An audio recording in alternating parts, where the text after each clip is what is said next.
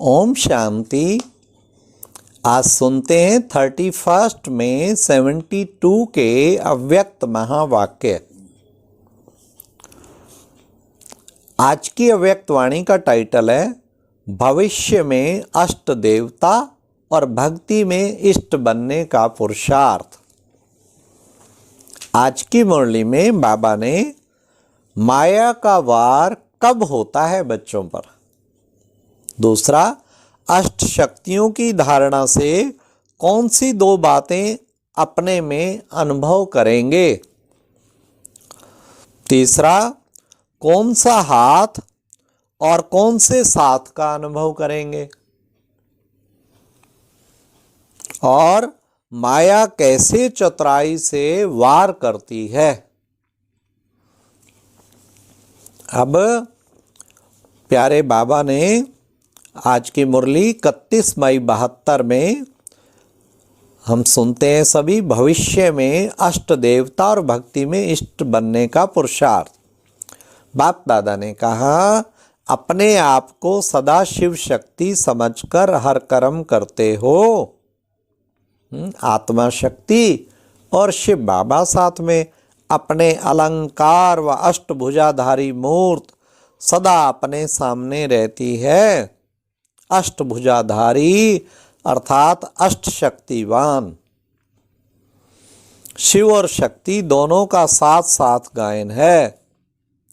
जैसे आत्मा और शरीर दोनों का साथ है, जब तक इस सृष्टि पर पार्ट है तब तक अलग नहीं हो सकते, ऐसे ही शिव और शक्ति दोनों का भी इतना ही गहरा संबंध है। जो गायन है शिव शक्ति पने का, कहावत भी है 2 10 के बराबर होते हैं।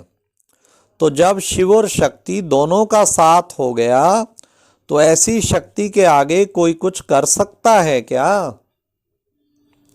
इन डबल शक्तियों के आगे और कोई भी शक्ति अपना वार नहीं कर सकती, वह हार खिला नहीं सकती। अगर हार होती है तो वह माया का वार होता है, तो क्या उस समय शिव शक्ति स्वरूप में स्थित हो? अष्ट शक्तियां संपन्न संपूर्ण स्वरूप में स्थित हो। जो सदा अष्ट शक्तियों को धारण करने वाले हैं वही अष्ट देवताओं में आ सकते हैं। अगर अपने में कोई भी शक्ति की कमी अनुभव करते हो तो अष्ट देवताओं में आना मुश्किल है, और अष्ट देवता सारी सृष्टि के लिए इष्ट रूप में गाए और पूजे जाते हैं। तो भक्ति मार्ग में इष्ट बनना है व भविष्य में अष्ट देवता बनना है, तो अष्ट शक्तियों की धारण सदैव अपने में करते चलो। इन शक्तियों की धारणा से स्वतः ही और सहज ही 2 बातों का अनुभव करेंगे। वह कौन सी 2 बातें? सदा अपने को शिव शक्ति व अष्टभुजाधारी अथवा अष्ट शक्तिधारी समझने से एक तो सदा साथीपन का अनुभव करेंगे, और दूसरा सदा अपनी स्टेज साक्षीपन की अनुभव करेंगे। एक साथी और दूसरा साक्षी, यह दोनों अनुभव होंगे, जिसको दूसरे शब्दों में साक्षी अवस्था अर्थात बिंदु रूप की स्टेज कहा जाता है, और साथीपन का अनुभव अर्थात अव्यक्त स्थिति का अनुभव कहा जाता है। ऐसे अनुभव करेंगे जैसे कोई साकार में साथ होता है, तो फिर कब भी अपने में अकेलापन व कमजोरीपन अनुभव नहीं होती है। इस रीति से जब सर्वशक्तिवान शिव और शक्ति दोनों की स्मृति रहती है, तो चलते चलते बिल्कुल ऐसे अनुभव करेंगे जैसे साकार में साथ है और हाथ में हाथ है। ऐसी अनुभूति जैसे साकार बाबा साथ जा रहा है, उसमें शिव बाबा और हाथ में हाथ है। माया गाया जाता है ना, साथ और हाथ। साथ है बुद्धि की लगन और सदा अपने साथ श्रीमत रूपी हाथ अनुभव करेंगे। जैसे कोई के ऊपर किसका हाथ होता है ना, तो वह निर्भय और शक्ति रूप हो कोई भी मुश्किल कार्य करने को तैयार हो जाता। इसी रीति जब श्रीमत रूपी हाथ और अपने ऊपर सदा अनुभव करेंगे तो कोई भी मुश्किल परिस्थिति व माया के विघ्न से घबराएंगे नहीं। मस्तक के ऊपर हाथ दिखाते हैं, इसका अर्थ भी यही है कि मस्तक अर्थात बुद्धि में सदैव श्रीमत रूपी हाथ अगर है तो हाथ और साथ होने कारण सदा विजयी है। ऐसा सदैव साथ और हाथ का अनुभव करते हो। कितनी भी कमजोर आत्मा हो, लेकिन साथ अगर सर्वशक्तिवान है तो कमजोर आत्मा में भी स्वतः ही बल भर जाता है। कितना भी भयानक स्थान है, लेकिन साथी शूरवीर है तो कैसा भी कमजोर शूरवीर हो जाएगा। फिर कब माया से घबराएंगे नहीं। साथ कौन है? मेरा साथी स्वयं सर्वशक्तिवान है, बस ये याद रखें, तो फिर चिंता की क्या बात। बाबा ने आगे और कितना सुंदर बाबा ने कहा, ध्यान से सुनना।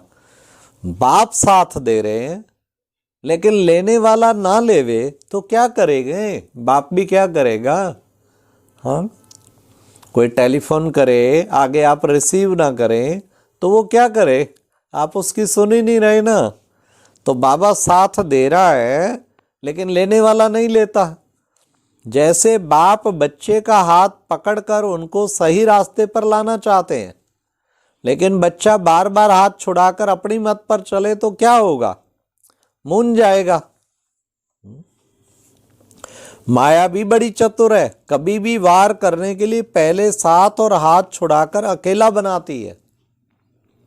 जब अकेले कमजोर पड़ जाते हो तब माया वार करती है।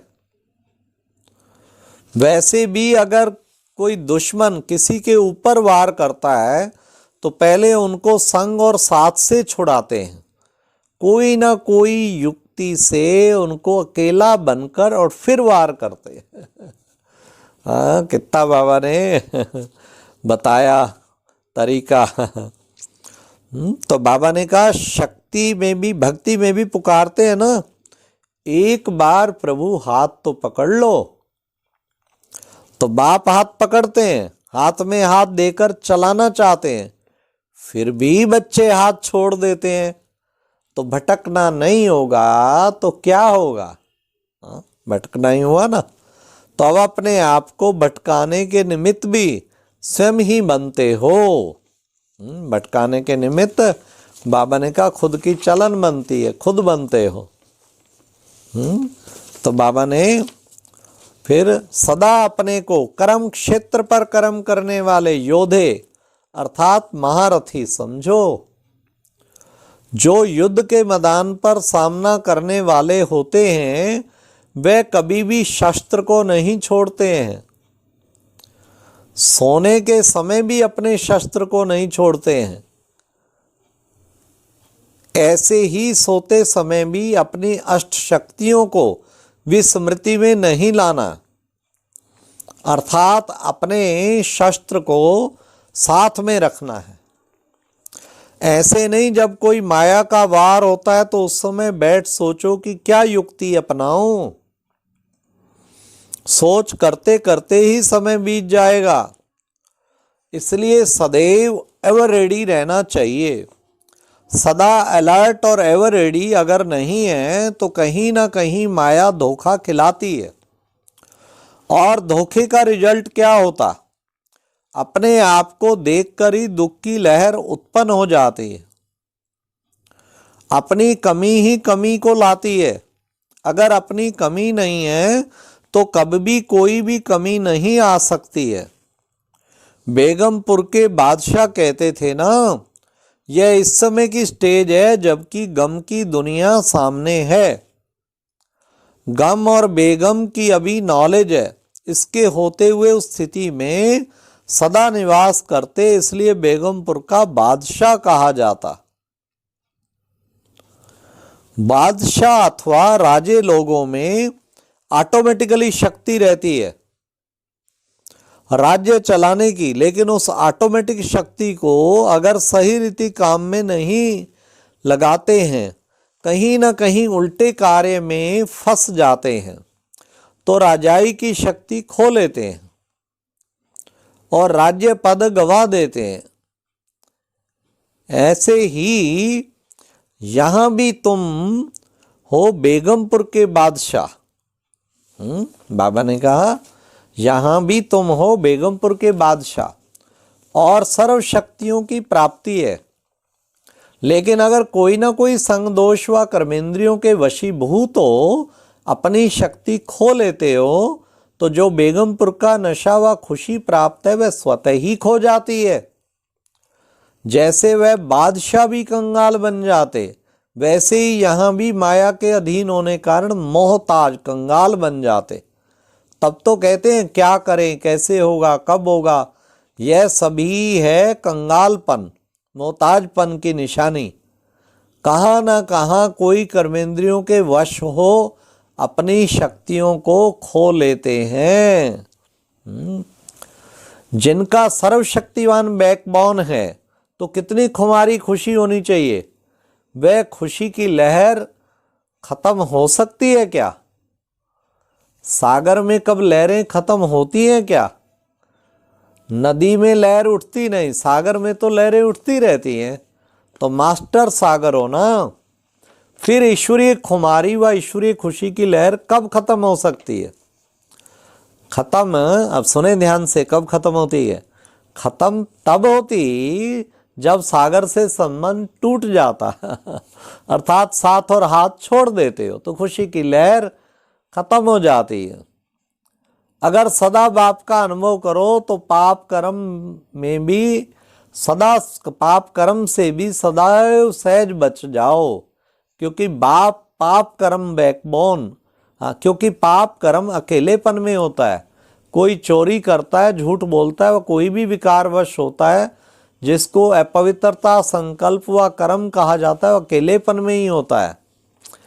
अगर सदा अपने को बाप के साथ साथ अनुभव करो तो फिर ये कर्म होंगे ही नहीं। कोई देख रहा हो तो चोरी करेंगे क्या? कोई सामने सुन रहा हो तो झूठ बोलेंगे क्या? तो बाबा ने कितनी सुंदर परिभाषा बताई है। सदा भी विकर्म व्यर्थ कर्म बार बार हो जाते हैं, तो इसका कारण है कि सदा साथी के मात्र, साथी को साथ में नहीं रखते हो अथवा साथ का अनुभव नहीं करते हो। अच्छा, सदा साथ और हाथ लेने वाले बेगमपुर बादशाहों को नमस्ते। अच्छा, नमस्ते बाबा। और कितना सुंदर आज बाबा ने साथ और हाथ का अनुभव और माया के वार से सदा बचे रहना है और अष्ट शक्तियों की धारणा पर बताया बाबा ने। ओम शांति।